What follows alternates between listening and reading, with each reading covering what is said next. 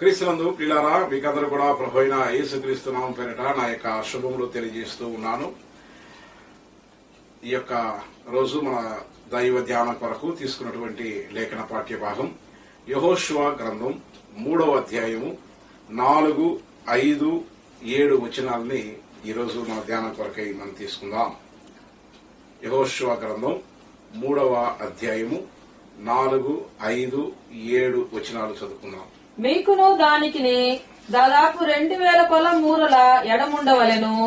మీరు వెళ్ళు త్రోవ మీరింతకు ముందుగా వెళ్లినది కాదు, మీరు దానిని గుర్తుపట్టవలెను గనుక ఆ మందసమునకు సమీపముగా మీరు నడవరాదు. మరియు యెహోషువ, రేపు యెహోవా మీ మధ్య అద్భుత కార్యములను చేయును గనుక మిమ్మును మీరు పరిశుద్ధపరచుకొనుడని జనులకు ఆజ్ఞ ఇచ్చెను. మీరు నిబంధన మందసమును ఎత్తికొని ప్రజల ముందర నడువుడని యాజకులకు అతడు సెలవీయగా, వారు నిబంధన మందసమును ఎత్తికొని ప్రజల ముందర నడచిరి. అప్పుడు యెహోవా యెహోషువతో ఇట్లనెను, నేను మోషేకు తోడైయుండినట్లు నీకును తోడైయుందునని ఇశ్రాయేలీయులందరూ ఎరుగునట్లు నేడు వారి కన్నుల ఎదుట నిన్ను గొప్ప చేయ మొదలు పెట్టెదను. ప్రార్థన చేసుకుందాం. మా ప్రియ పరలోకపు దేవా, మీకు వందనాలు, స్తుతి స్తోత్రాలు నాయన. ఈ యొక్క మంచి ప్రభా నాయన సమయాన్ని బట్టి మీకు వందనాలు. ఇంతవరకు మీ సురక్షితమైనటువంటి రెక్కల చాటున మమ్మల్ని దాచి కాచి కాపాడి ఉన్నారు. ఈ యొక్క రోజు చదువుకున్నటువంటి లేఖన పాఠ్య భాగం నిమిత్తమే మీ పాదాల దగ్గరికి వస్తుంటుండగా పరిశుద్ధాత్మ దేవా మాకు సహాయం చేయండి. మాతో మీరు మాట్లాడి మీ నామానికి మాత్రమే మహిమ తెచ్చుకునగలరని యేసు నామముపేట బ్రతిలాడి వేడుకొనుచున్నాము తండ్రి, ఆమేన్. క్రీస్తునందు ప్రియులారా, మనం చదువుకున్నటువంటి లేఖన పాఠ్య భాగం మనకందరికీ కూడా సుపరిచితమైనటువంటి లేఖన పాఠ్య భాగం. భక్తుడైనటువంటి యెహోషువ దేవుని ప్రజలైనటువంటి ఇశ్రాయేలీయుల్ని దాదాపు మోషే యొక్క న్యాయకత్వం క్రింద అరణ్యంలో నడిపిస్తూ వచ్చాడు. దాని తరువాత మోషే దేవుని యొక్క పిలుపునందుకొని మరి ఆయన ఆ రీతిగా నిలిచిపోయిన తరువాత తన నాయకత్వాన్ని యెహోషువకి తిరిగి మరి ప్రభు ద్వారా నడిపించుతున్నట్లుగా ఆజ్ఞను పొందుకొని ఉన్నాడు. నడిపిస్తూ వస్తున్నటువంటి దినాల్లో వారు అంతకుముందు నడిచినటువంటి మార్గం అంతా కూడా ఎడారి మార్గం అని మరి మనకి బైబిల్ గ్రంథంలో చాలా స్పష్టంగా వ్రాయబడి ఉంది. అరణ్యాలలో మరి ఎడారులలో వారు ఆ రీతిగా తిరుగుచూ ప్రయాణాన్ని కొనసాగించి ఉన్నారు. ఐగుప్తు దేశంలో నుంచి వారు వచ్చేటప్పుడు మాత్రమే ఎర్ర సముద్రాన్ని దాటినటువంటి అనుభవాన్ని కలిగిన వారిగా ఉన్నారు. ఆయన యొక్క నాయకత్వం క్రింద, మోషే గారి యొక్క నాయకత్వం క్రింద అక్కడ ఐగుప్తు దేశంలో ఉన్నటువంటి ఆ యొక్క ఎర్ర సముద్రాన్ని దాటిన తరువాత యెహోషువ నాయకత్వం కూడా మరి ఇక్కడ వచ్చినట్లుగా మనం చూస్తున్నాం.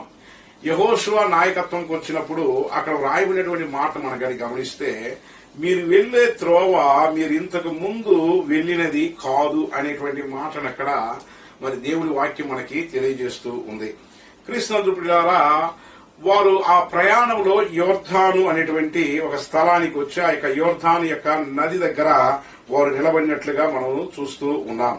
అంటే ఈ యొక్క యోర్ధాను యొక్క నది మనం కానీ గమనించినట్లయితే హెర్మోను కొండ సమీపంలో దాని యొక్క సరిహద్దులలో ఉన్నట్లుగా మనము ఈ యొక్క యోర్ధాను యొక్క మరి నదిని గూర్చి చూస్తూ ఉంటాం.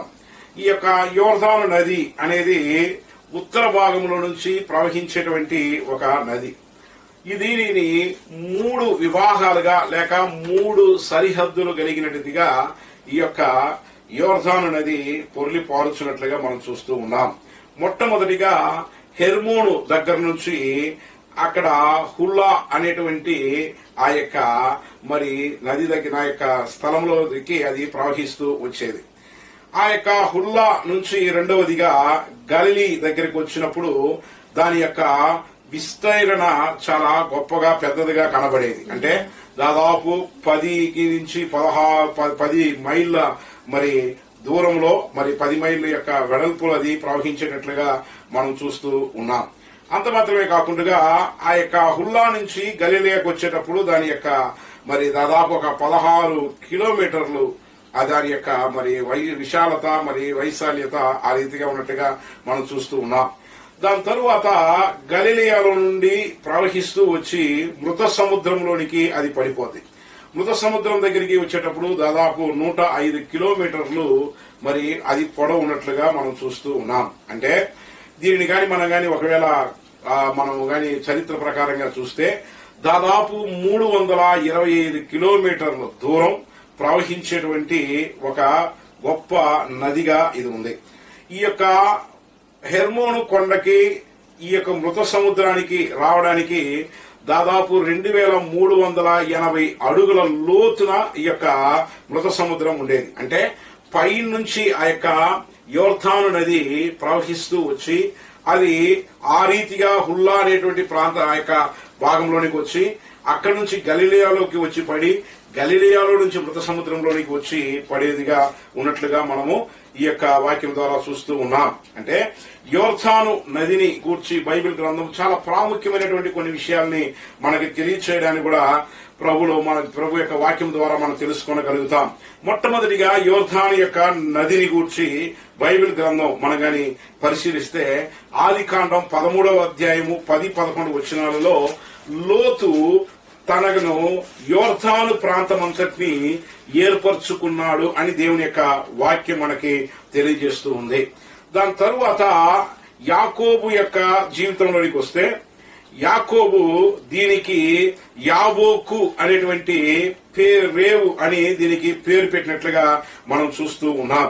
దాని తరువాత దేవుడు ఇశ్రాయేలీయులు దీన్ని దాటి వాగ్దాన భూమిని స్వతంత్రించుకున్నారు అనేది మాటనే ఈ యొక్క యెహోషువ గ్రంథం 3వ అధ్యాయము 15-17 వచనాలలో ఉన్నటువంటి లేఖన పాఠ్యభాగం మనకి మరి చూపిస్తున్నట్లుగా మనం చూస్తూ ఉన్నాం. ఈ యొక్క 15 నుంచి 17 వచనాలు కానీ గమనిస్తే అక్కడ ఇలా వ్రాయబడి ఉంది. అప్పుడు ఆ మందసమును మోయివారు అప్పుడు ఆ మందసాన్ని మోయివారు యోర్దానులో దిగిన తరువాత మందసాన్ని మోసే యాజకుల కాళ్ళు నీటి అంచున మునగగానే పైనుండి పారు నీళ్లు పైనుంచి పారుతూ వస్తున్నటువంటి నీళ్లు బహు దూరమున సారేతాను నొద్ద నున్న ఆదామను పురమునకు దగ్గర ఏకరాశిగా నిలిచెను. సముద్రం యొక్క నీళ్లు ఆ యొక్క యోర్దాను నది యొక్క నీళ్లు ఆ రీతిగా నిలిచిపోయాయి. లవణ సముద్రమును అరాబా సముద్రమునకు పారునవి బొత్తిగా ఆపబడెను. అప్పుడు జనులు ఎరుకో నుంచి దాటగా యెహోవా నిబంధన మందసమును మోయు యాజకులు యోర్దాను మధ్య ఆరిన నేలను స్థిరముగా నిలిచిరి. క్రీస్తునందు ప్రియులారా, ఇక్కడ ఒక సత్యాన్ని నేను మీకు జ్ఞాపకం చేయాలని ప్రభు పేరట ఇష్టపడుతూ ఉన్నాను. యోర్దానుని దాటడానికి దేవుడు వాడుకున్నటువంటి వారు ఎవరు అంటే యాజకులు అని చూస్తూ ఉన్నాం.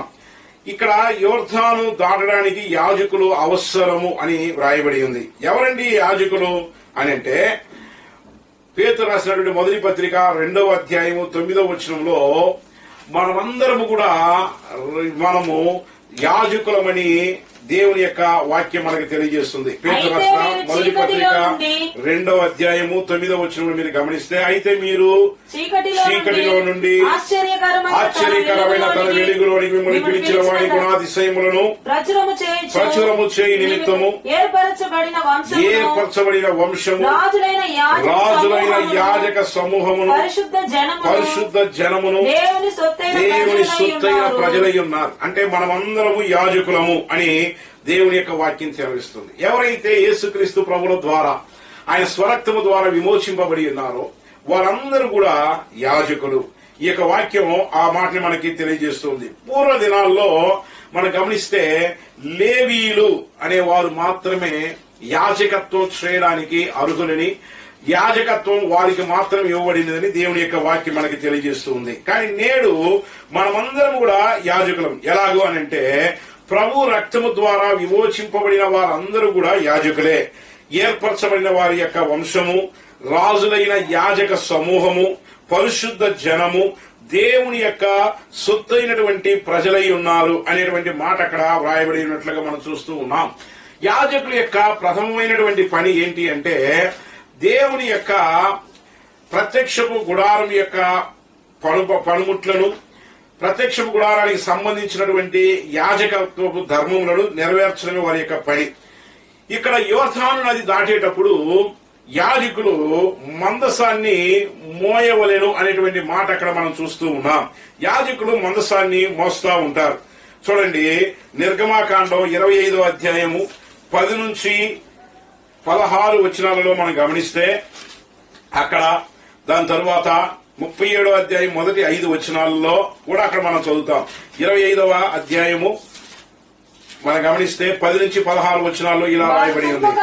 ఒక మందసమును చేయవలెను. ఒక మందసాన్ని చేయాలా? దాని పొడుగు 2 మూరల వర, దాని వెడల్పు 3.5, దాని ఎత్తు 3.5. సరే, ఇప్పుడు మందసము ఎలా చెయ్యాలా అనేటువంటి దాని యొక్క మెషర్మెంట్ దేవుడు అక్కడ మరి మోషేకి దేవుడు అనుగ్రహించినట్లుగా మనం చూస్తూ ఉన్నాం.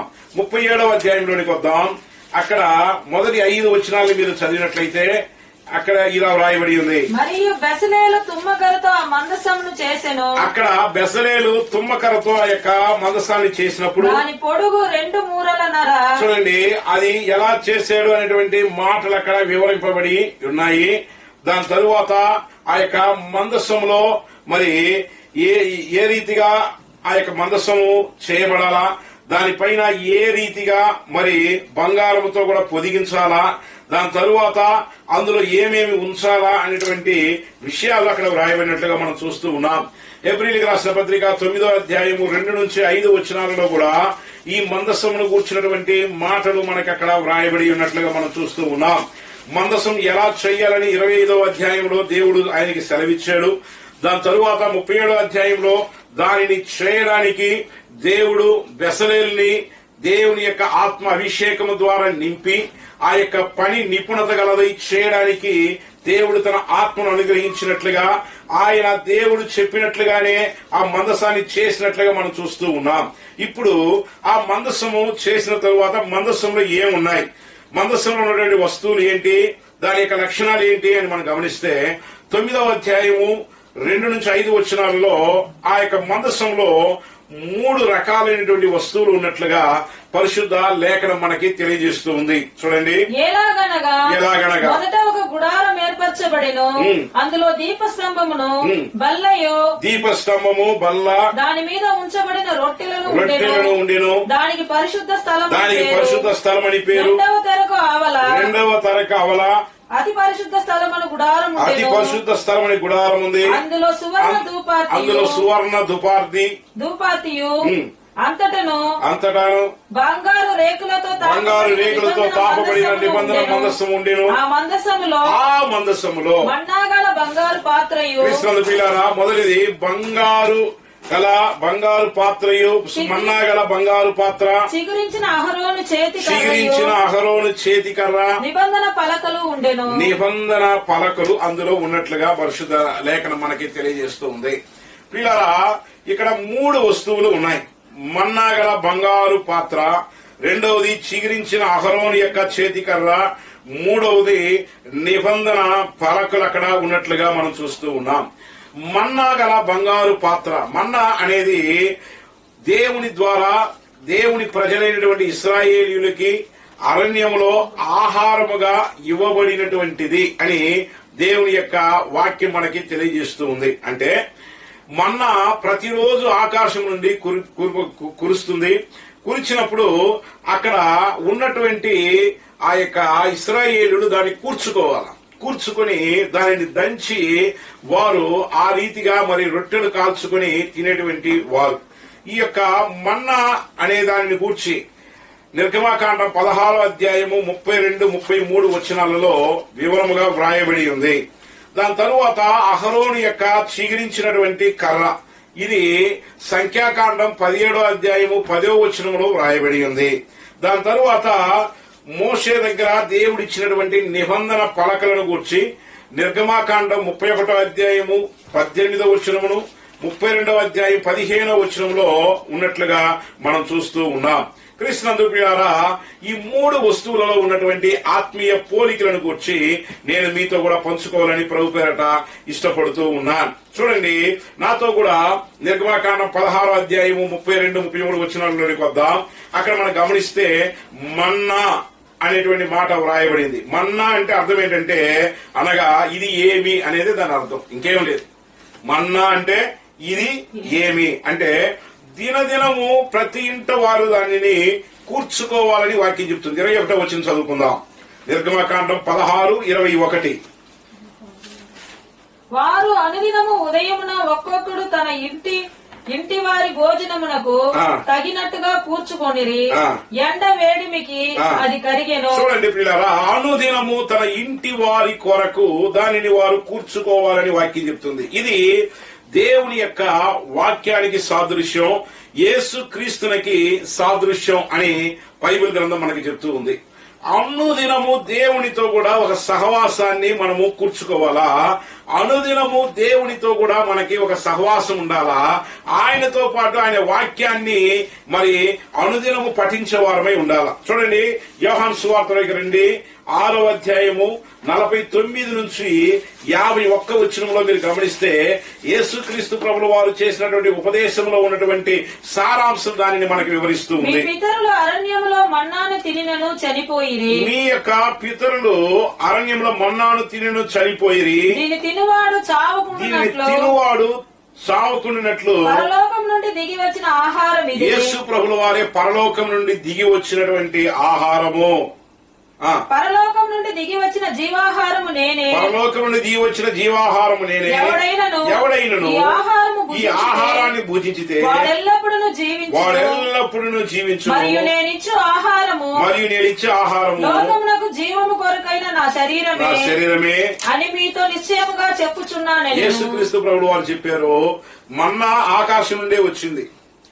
ఆ మన్నాని తిన్నటువంటి వారు అరణ్యములో మరణించారు. కానీ ఆకాశం నుండి వచ్చినటువంటి జీవాహారము నేనే అని ప్రభు చెప్తున్నాడు. మనం ముందుగా నిర్గమకాండంలో చదువుకున్నటువంటి మాటలో వ్రాయబడింది, ఆ మన్నా వేడి ఎక్కే కొద్దీ అది కరిగిపోయేను అనే మాట ఉంది. ఒకవేళ దానిని ఎక్కువగా కూర్చున్నటువంటి వారికి మరుసటి రోజులు వచ్చినప్పుడు అది పురుగులు బట్టి అది చెడిపోయింది అని బైబిల్ గ్రంథం మనకి చాలా స్పష్టంగా తెలియజేస్తుంది. కానీ జీవాహారం అనేటువంటి యేసుక్రీస్తు ప్రభుల వారు, ఆయన యొక్క వాక్యం, ఆయనకు సాదృశ్యంగా చెప్పబడినటువంటి యొక్క మాట ఏమని వ్రాయబడుతుంది అంటే, మనము ఆయనను కూర్చుకున్నప్పుడు మనలో ఆ యొక్క జీవాహారమైనటువంటి యేసుక్రీస్తు ప్రభుల వారు జీవాన్ని కలుగజేయవాడునై ఉండి, ఆ జీవము మనలో నిత్యము ఉన్నట్లుగా ఆయన సహాయం చేయవాడై ఉన్నాడు.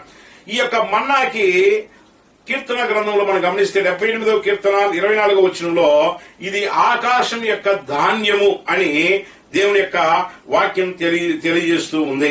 నిర్గమకాండం 16వ అధ్యాయం 4వ వచనంలో మీరు గాని గమనిస్తే, మీ కొరకు ఆకాశం నుండి మన్నాని నేను కురిపిస్తున్నాడు అని ప్రభు చెప్తున్నాడు. మోషే దాన్ని జనులకి తెలియజేస్తున్నట్లుగా పరిశుద్ధ లేఖనం ద్వారా మనం చూస్తూ ఉన్నాం.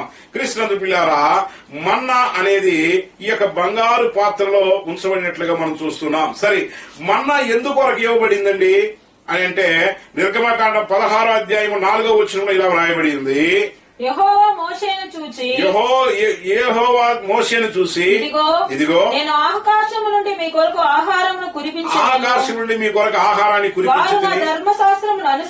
వారు నా ధర్మశాస్త్రాన్ని అనుసరించి నడుస్తురో లేదో అని నేను వారిని పరీక్షించుటకు ఈ ప్రజలు వెళ్లి ఏనాడు బత్యము ఆనాడు కూర్చుకోవాలి. గమనించండి పిల్లారా, మనం ధర్మశాస్త్రం అన్ని అనుసారంగా నడుచుకుంటున్నామో లేదో అని దేవుడు తెలుసుకోవడానికే మన్నా ఇచ్చాడు. మన్నా ఇవ్వబడడానికి గల కారణం ఏంటంటే, దేవుని యొక్క ధర్మశాస్త్రం, దేవుని వాక్యానుసారంగా నువ్వు నడుచుకుంటున్నావా లేదా అని ప్రభు తెలుసుకోవాలని ఇశ్రాయేలీయుల ఆయన ఆశ కలిగినట్లుగా దేవుని వాక్యం చెప్తూ ఉంది. ఈ మన్నా దేవుడే మనకిచ్చినది అని వాక్యం చెప్తూ ఉంది. చూడండి, నెహెమ్యా గ్రంథం 9వ అధ్యాయం 20వ వచనంలో మీరు గమనిస్తే, మన్నా దేవుని చేత అనుగ్రహింపబడింది. వాక్యం కూడా అంతే. నెహెమ్యా 9:20.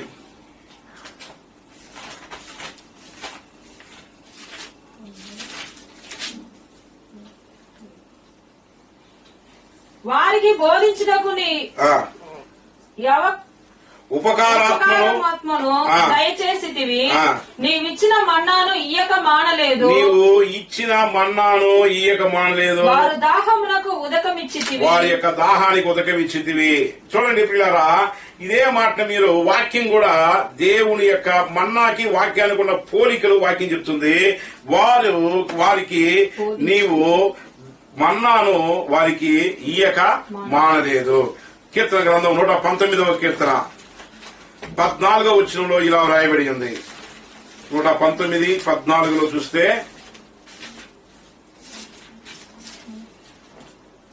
సర్వ సంపదలు దొరికినట్లు నీ శాసనముల మార్గమును బట్టి నేను సంతోషించుచున్నాను. దేవుని వాక్యం కూడా దేవుడు మనకి అలాగే అనుగ్రహించి ఉన్నాడు. దేవునికి స్తోత్రం, హల్లెలూయా. మన్నాను దేవుడు మనకి ఇచ్చినట్లుగానే దేవుని వాక్యం ఆయన శాసనములు మన కొరకు మనకు ఆయన ఇచ్చినట్లుగా పరిశుద్ధ లేఖనం మనకి చాలా స్పష్టంగా తెలియజేస్తుంది. 14వ కీర్తన 7వ వచనంలో మనం గాని గమనించినట్లయితే అక్కడ సియోనులో నుండి ఇశ్రాయేలుకు రక్షణ కలుగునుగా కానీ యెహోవా చెరలో నుండి తన ప్రజలను రప్పించుచున్నాడు అనేటువంటి మాట అక్కడ వ్రాయబడి ఉన్నట్లుగా పరిశుద్ధ లేఖనం మనకి తెలియజేస్తూ ఉంది. క్రీస్తునందు ప్రియులారా, మన్నా దేవుని యొక్క వాక్యానికి సాదృశ్యమైనది. ఆ యొక్క వాక్యాన్ని దేవుడు మనకి ఇస్తూ ఉన్నాడు. సరే, ఈ యొక్క మన్నా ఎలా ఆకాశం నుంచి కురిసింది అని అంటే 16వ అధ్యాయము 13, 14 వచనాలు మీరు గమనిస్తే మంచు వలె ఉందంట. మంచు వలె ఉన్నది అని వ్రాయబడింది. దేవుని యొక్క వాక్యం కూడా మంచుకే పోల్చబడి ఉన్నదని దేవుని యొక్క మాటలు మనకి తెలియజేస్తూ ఉన్నాయి. 16వ అధ్యాయము 13, 14. సాయంకాలమున పూరేడులు వచ్చి వారి పాళెమును కప్పెను. ఉదయమున మంచు వారి పాళెము చుట్టూ పడి ఉండెను. ఉదయము మంచు మన్నా మంచు వలె వారి యొక్క పాళెము చుట్టూ పడి ఉన్నట్లుగా చూస్తూ ఉన్నాం. ద్వితీయోపదేశకాండం 32వ అధ్యాయము 2వ వచనాన్ని మనం గాని చదువుకుంటే అక్కడ ఏముందంటే, నా ఉపదేశము వాన వలె కురియును, నా వాక్యము మంచు వలె లేత గడ్డి మీద పడు చినుకుల వలె పచ్చిక మీద కురి వర్షం వలె ఉండునని దేవుని యొక్క వాక్యం మనకు తెలియజేస్తుంది. క్రీస్తునందు పిల్లారా, మన్నా మంచు వలె ఉంది, దేవుని వాక్యం కూడా మంచు వలె ఉంది. మన్నా ఆహారముగా వారికి ఇవ్వబడింది, వాక్యం కూడా ఆహారముగానే మనకు ఇవ్వబడినట్లుగా దేవుని యొక్క మాటలు తెలియజేస్తూ ఉన్నాయి. నిర్గమాకాండ 16వ అధ్యాయం 5-6 వచనాల్లో వారికి ఆహారంగా ఇవ్వబడింది, వాక్యం కూడా ఆహారంగా ఇవ్వబడిందని ఎజెకియెలు గ్రంథం 2వ అధ్యాయం 8 నుంచి 33 వచనాల్లోనూ, ఇర్మియా గ్రంథం 15-16 చదువుదాం. ఇర్మియా గ్రంథం 15-16లో మనం చదివితే అక్కడ దేవుని యొక్క మాట ఈ రీతిగా సెలవివ్వడాన్ని మనం గుర్తించుకోగలుగుతాం. నీ మాటలు నాకు దొరకగా నేను వాటిని భుజించి తిని. దేవుని యొక్క మాటలు భుజించగా మాటలు నాకు సంతోషాన్ని, నా హృదయానికి ఆనందాన్ని అవి ఇస్తూ ఉన్నాయి. క్రీస్తునందు ప్రియులారా, మన్నా దేవుడిచ్చింది, వాక్యం కూడా దేవుడిచ్చింది. మన్నా మంచు వలె ఉండేది, దేవుని యొక్క వాక్యం కూడా మనసుకు పోల్చబడింది. మన్నా ఆహారంగా ఇవ్వబడింది, దేవుని వాక్యం కూడా ఆహారముగా ఇవ్వబడినట్లుగా మనం చూస్తూ ఉన్నాం. ఈ యొక్క మన్నా ఆత్మ సంబంధమైనటువంటి ఆహారము అని దేవుని యొక్క మాటలు తెలియజేస్తూ ఉన్నాయి. కొరింథీయులకు రాసినటువంటి మొదటి పత్రిక 10వ అధ్యాయం 31వ వచనంలో అపోస్తలుడైనటువంటి పౌలు భక్తుడు అంటాడు, మన్నా ఆత్మ సంబంధమైనటువంటి ఆహారము అని చెప్పాడు. అదే రీతిగా కొరింథీయులకు రాసినటువంటి మొదటి పత్రిక 2వ అధ్యాయం 13వ వచనంలో మీరు గమనిస్తే అక్కడ దేవుని యొక్క వాక్యం కూడా ఆత్మ సంబంధమైనది అనే మాట అక్కడ ఉపయోగించబడినట్లుగా మనం చూస్తున్నాం. ఆత్మ సంబంధి అయిన వాడు వివేచించును గాని అతడు ఎవరి చేతనైనను వివేచింపబడడు. క్రీస్తునందు ప్రియులారా, దేవుని యొక్క వాక్యం సెలవిస్తుంది, మందసాన్ని మోసేటువంటి యాజకులు వాళ్ళ పాదాలు ఎప్పుడైతే యోర్దాను యొక్క నది అంచులను తాకాయో వెంటనే ఆ యొక్క యోర్దాను 2 పాయలుగా మరి చీలిపోయినట్లుగా చూస్తూ ఉన్నాం. ఈ యొక్క మందసంలో మొట్టమొదటిది బంగారు పాత్రలో ఉన్నటువంటి మన్నా అని మనం చూసాం. దేవుడు మనల్ని విమోచించి మనందరినీ కూడా విలువైనటువంటి పాత్రలుగా ప్రభు మనల్ని మార్చి ఉన్నాడు. అంటే దాని భావం ఏంటి అని మనం కానీ గమనించినట్లయితే ఈ యొక్క మట్టి ఘటములలో దేవుడు మహదైశ్వర్యాన్ని ఉంచాడని దేవుని యొక్క మాటలు, దేవుని యొక్క వాక్యం మనకి తెలియజేస్తూ ఉంది. నీ యొక్క మట్టి ఘటమైనటువంటి మన శరీరంలో దేవుని యొక్క మహదైశ్వర్యమైనటువంటి వాక్యము నిలిచి ఉన్నట్లయితే ఆ యొక్క వాక్యము మనలో జీవాన్ని కలుగజేస్తుంది. ఆ యొక్క వాక్యము దేవుని ఇష్టలుగా మనం జీవించడానికి మన యొక్క ఆత్మీయ జీవితాన్ని పురికొల్పోతుంది. అంత మాత్రమే కాదు, ఆ వాక్యమే ఆత్మ సంబంధమైనటువంటి వారముగా మనం నడుచుకోవడానికి మరి దేవుడు ఇచ్చాడు. ఎందుకోసం ఇచ్చాడట? మన్నా పరీక్ష కొరకు ఇవ్వబడినది అని దేవుని యొక్క వాక్యంలో మనం ముందుగా చదువుకున్నాం. నిజమే ప్రియులారా, మనం ధర్మశాస్త్రానుసారంగా నడుచుకుంటామో లేదా అని తెలుసుకోవడానికి ప్రభు అది ఇచ్చాడు. దేవుడు తన వాక్యాన్ని ఉచితంగానే మనకి ఇస్తూ ఉన్నాడు. దాని కొరకు మనం ప్రయాసపడట్లేదు, దాని కొరకు మనం ఎలాంటి శ్రమించేది లేదు, కానీ దేవుడు ఉచితంగానే ఇస్తూ ఉన్నాడు. మీరు ఆలోచన చేయండి, ఒక వాక్యాన్ని మనం వినేటప్పుడు ఎంత ఉచితంగా వింటూ ఉన్నాం, కానీ దాని కొరకు వెనక ఎంత ప్రయాస దాగి ఉందనే విషయాన్ని మనం మర్చిపోతూనే ఉన్నాం కదా. వాక్యం ఎంతో విలువైనది, మన్నాలాగా ఆకాశం నుండే కురిసేది. దాని కొరకు మనం ప్రయాసపడలేదు, దాని కొరకు మనం ఎలాంటి శ్రమను తీసుకోలేదు, కానీ వాక్యాన్ని వింటున్నాం. ఇలా మనకు ఉచితంగా అది వస్తుంది. ఉచితంగా వచ్చేదాని వలన దాన్ని భుజించి దాని యొక్క శక్తి ద్వారా 40 ఏళ్లు ఇశ్రాయేలీయులు ఆ యొక్క అరణ్యంలో నడుస్తూనే వచ్చారు. ప్రతి రోజు మన్నా కురుస్తూనే ఉంది, ఏ కొదువ లేదు. కానీ ప్రభు అక్కడ వారి దగ్గర పరీక్షించి తెలుసుకోవాలనుకున్న విషయం ఏంటంటే, దేవుడు తన యొక్క వాక్యాన్ని నీకు అపరీతముగా, నీకు ఆత్మీయ జీవితానికి అనుగుణంగా ప్రభు అనుగ్రహిస్తూ ఉన్నాడు అంటే ఆయన యందు నీవు ఆయన యొక్క వాక్యానుసారంగా నడుచుకుంటావా లేదని పరీక్షించాలని ప్రభు ఇష్టపడుతున్నాడు. సహోదరి సహోదరుడా, నిజంగా నువ్వు దేవుని యొక్క మాటకు లోబడి ఆయనకి ఇష్టడుగా నడుచుకోవడానికి ఇష్టపడుతున్నావా?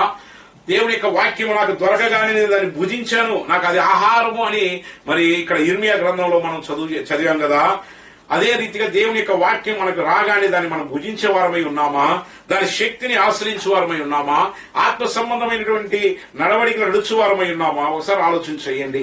నీ యొక్క శరీరంలో ఆ యొక్క మన్నాని దేవుని వాక్యం గాని ఉంటే నీ పాదములు ఎక్కడ మోపితే అక్కడ మరి సమస్యలు తీరిపోతాయి. నువ్వు కాలు పెట్టిన ప్రతి స్థలంలో నీకు జయం వస్తుంది.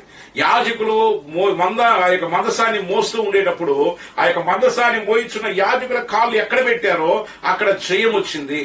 నీ జీవితంలో జయం రావాలి అంటే, నీ జీవితంలో దేవుడు నీ సమస్యల నుంచి నిన్ను పరిష్కరించి గొప్పవానిగా చేయాలి అంటే, నీకున్నటువంటి సమస్తమైనటువంటి సమస్యలు తీరిపోవాలి అంటే, నీకు ముందున్నటువంటి పొర్లి వచ్చేటువంటి యోర్దాను నది 2 పాయలు కావాలి అంటే ఆ యొక్క మన్నాని నీ హృదయంలో ఉంచుకోవాలి.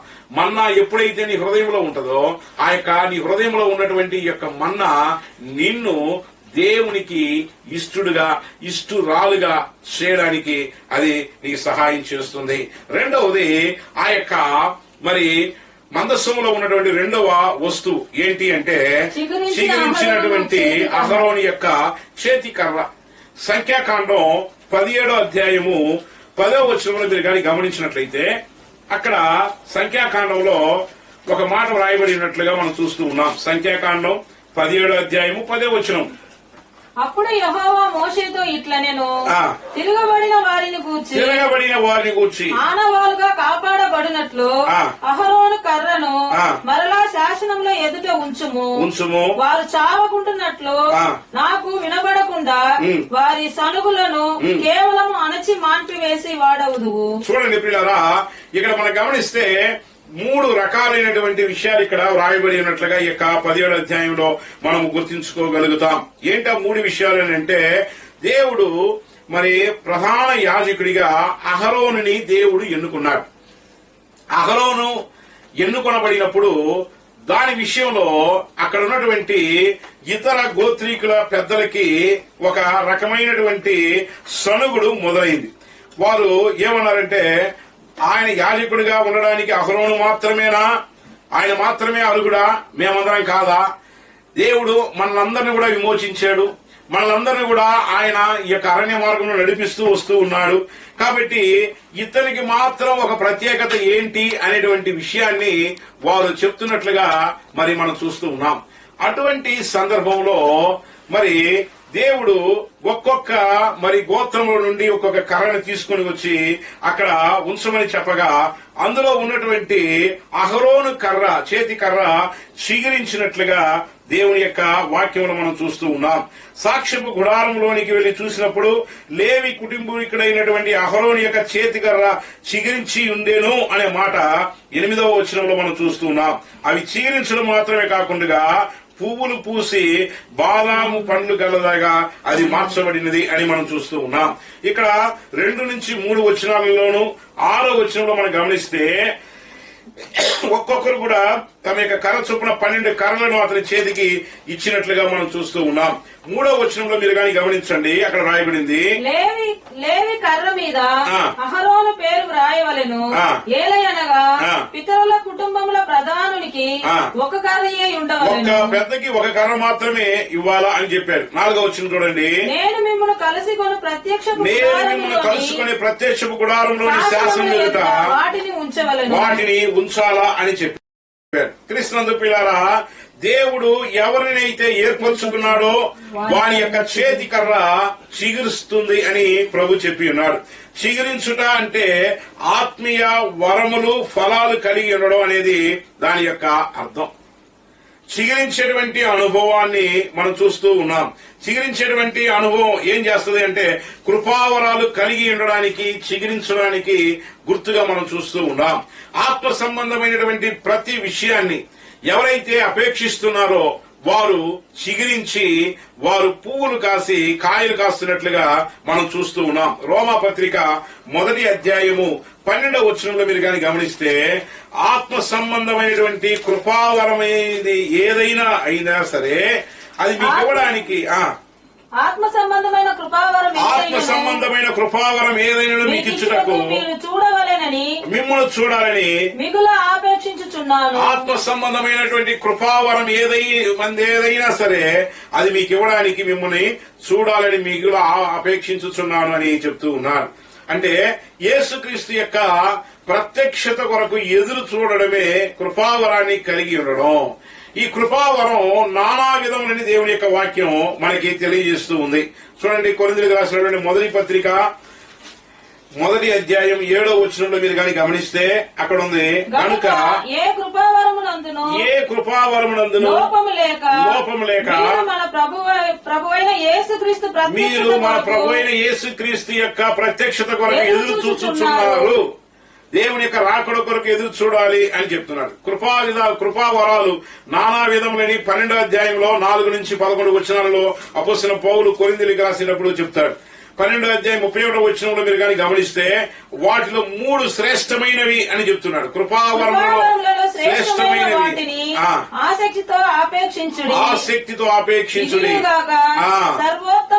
చూడండి, ఏంటండి ఆ 3 శ్రేష్టమైన 3 అపేక్షించని చెప్పాడే? ఏంటి ఆ 3 అంటే కొరింథీయులకు రాసిన 1వ పత్రిక 13వ అధ్యాయం 13వ వచనంలో వ్రాయబడి ఉంది, విశ్వాసము, చివరి వచనం కాగా విశ్వాసము, నిరీక్షణ, ప్రేమ ఈ మూడును నిలుచును. వీటిలో శ్రేష్టమైనది ప్రేమయే. మీ విశ్వాసం వృద్ధిపరచుకోమని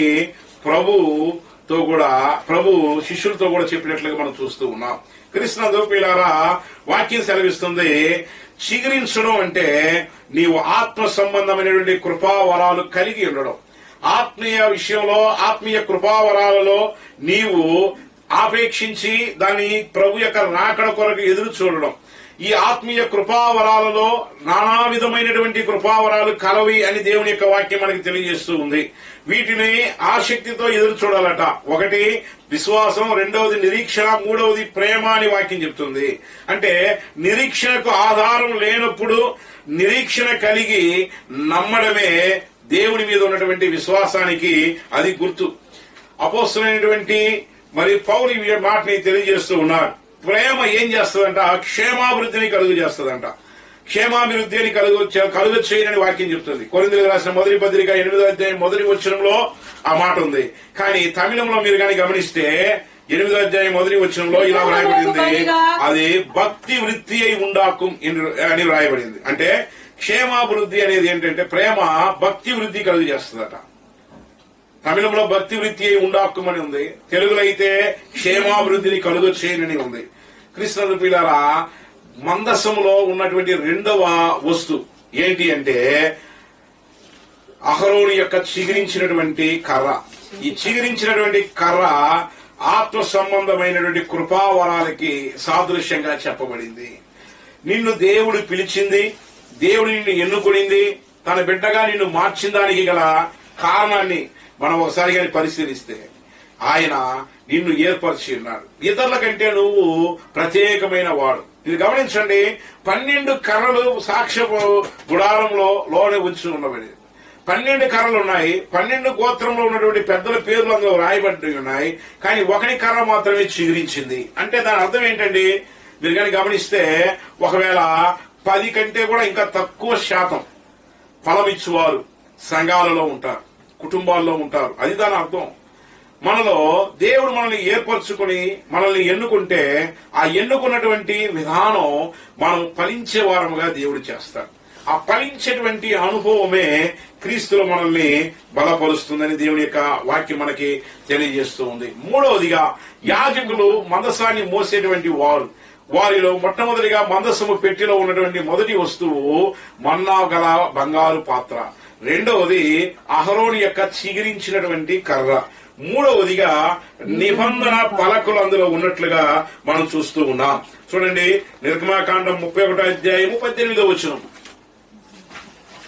నిర్గమాకాండం 31:18. మరియు ఆయన సీనాయి కొండ మీద మోషేతో మాట్లాడుట చాలించిన తరువాత ఆయన తన శాసనములు గల 2 పలకలను అనగా దేవుని వ్రేలితో వ్రాయబడిన రాతి పలకలను వానికి ఇచ్చాడు. నిబంధన అనే పలకలు, ఆ యొక్క పలకలకి పేరు నిబంధన పలకలట.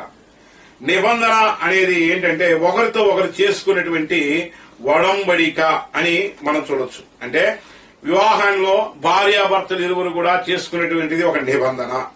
ఒక ఇంటికి అద్దెకి పోయామనుకోండి, టెనెంట్ మరి ఆ యొక్క ఇంటి ఓనర్ తో చేసేటువంటి లీజ్ అగ్రిమెంట్ లాంటిది.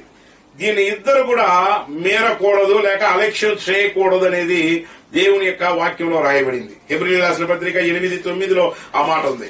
ఇద్దరు ఒడంబడిక చేసుకుంటే దాన్ని ఎవరు కూడా మరి మీరకూడదు, దానిని అతిక్రమించకూడదని మరి వాక్యంలో మనకి స్పష్టంగా వ్రాయబడి ఉంది.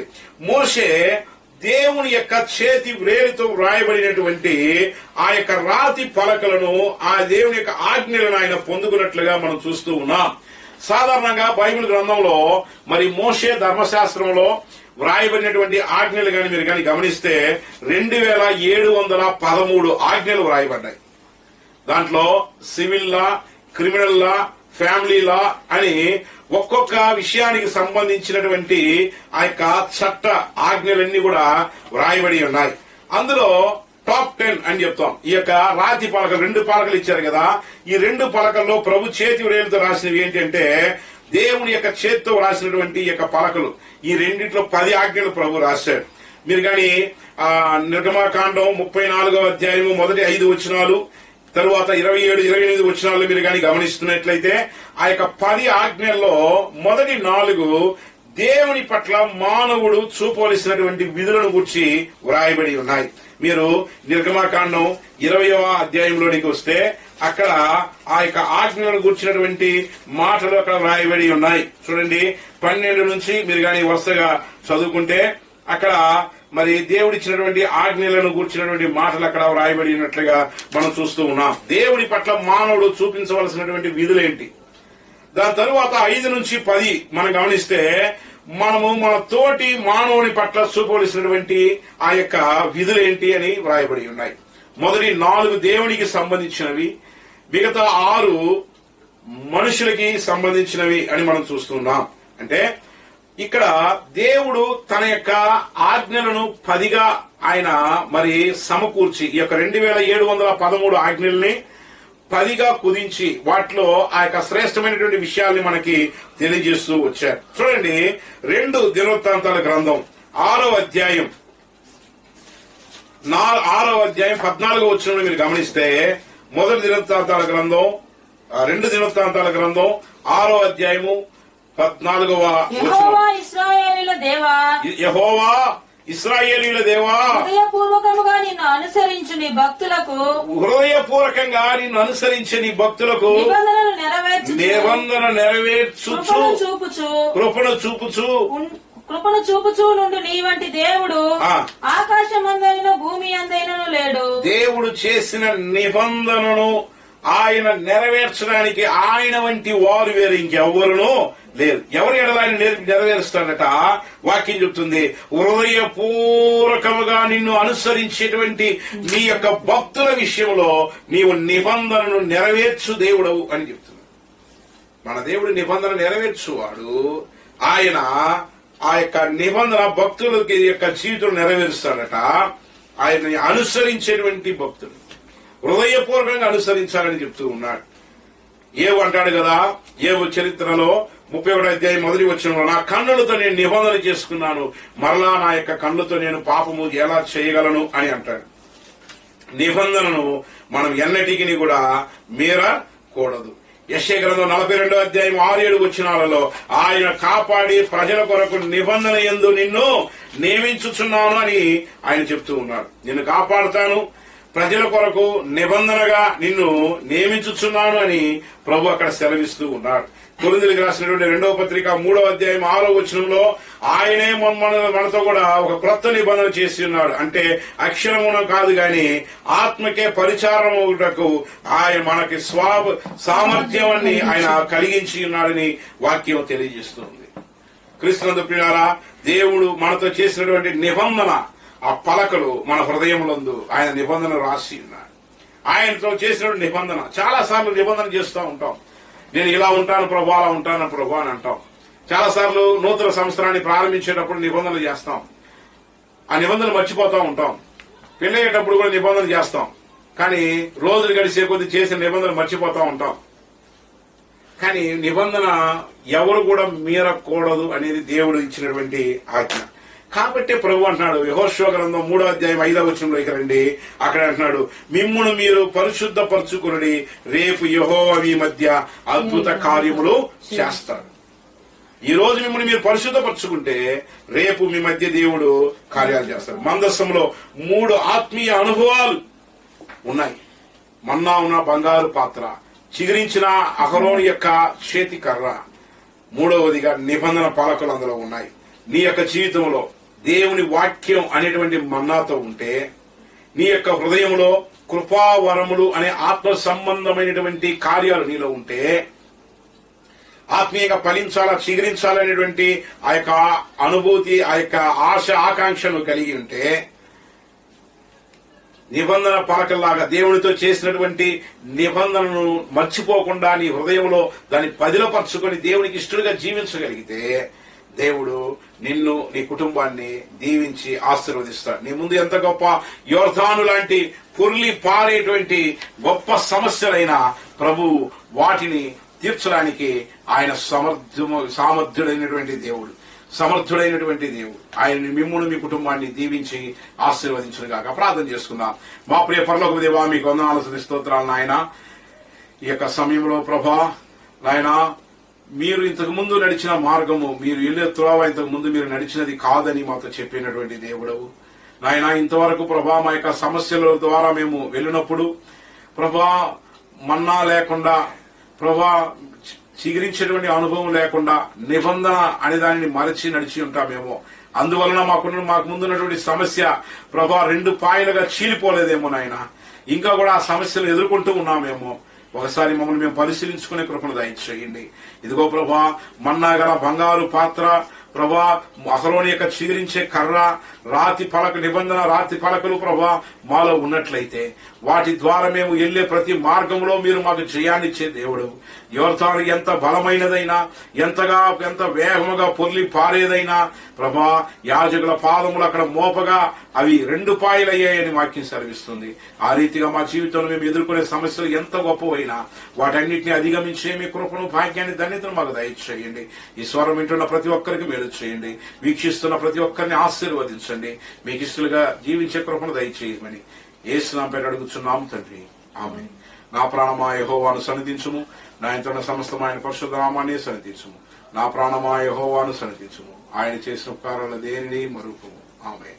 మన తండ్రి అయిన దేవుని యొక్క ప్రేమయు, కుమారుడైన యేసుక్రీస్తు వారి కృపా, పరిశుద్ధాత్మిక అన్యోన్య సహవాసం చేరువచ్చిన మనకందరికీ, సకల పరిశుద్ధులకు ప్రత్యేకముగా ఈ యొక్క రోజు ఎంతమంది అయితే తమ హృదయాలు మీ కొరకు సమర్పించుకొని జీవించాలనేది ప్రతిజ్ఞ పూనిన్నారు, వారందరికీ ప్రభుత్వ వరకు సదాకాలం తోడయండి, నడిపించి దీవించి ఆశీర్వదించును గాక.